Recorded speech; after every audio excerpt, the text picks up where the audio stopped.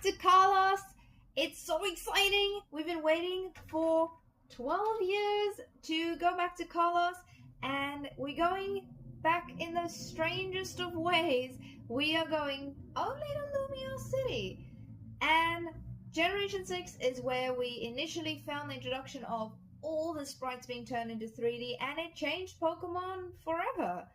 Whether that's for the better or the worse, but the 3DS games were amazing. We had the Omega Ruby Alpha Sapphire Gen 3 remakes, which a lot of people adore. I'm a bit of a Gen 3 Hoenn fan, so not so sure if those games were really for me.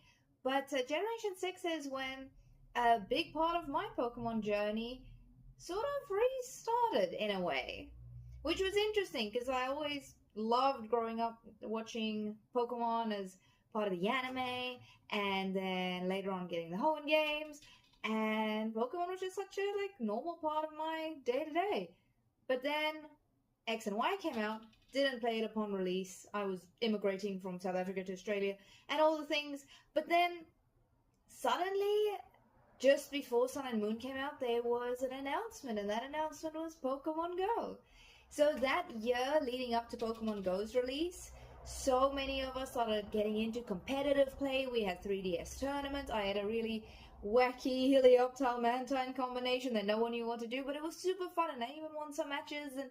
And Generation 6 really solidified that now being part of the community again, because for a lot of my teenage years, some of my friends still played Pokemon, but it was pretty quiet, and Pokemon Mania was well and truly dead, and it just felt like this slow resurgence in the 20th anniversary, which then completely exploded with the winter, summer for you guys probably, of Pokemon Go, and now it's just so different because Pokemon's everywhere, and I'm really excited to revisit Kalos because it reminds me not just of that time, but also when I went through quite a rough period in my life where I had to grieve a friend, where Ozzy who doesn't really do a lot of Pokemon content anymore, but at the time, lots of people doing Pokemon YouTube, and I made a bunch of friends overseas by doing Pokemon content myself, and I watched his Egglock every day, and it really helped me through, and then I shiny hunted for an Eevee to turn into a Sylveon, so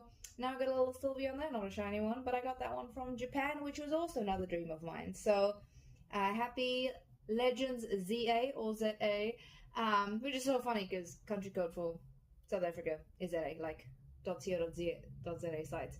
But anyway, have fun, enjoy, and stay tuned both on this YouTube channel, Geeky Speechy Podcast, and my Instagram.